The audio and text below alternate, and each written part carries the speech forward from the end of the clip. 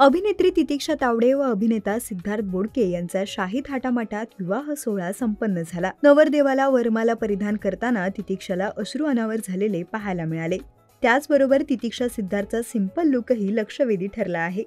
नववधूवराच्या लुकमध्ये सिद्धार्थ व तितिक्षा खूपच सुंदर दिसत आहेत।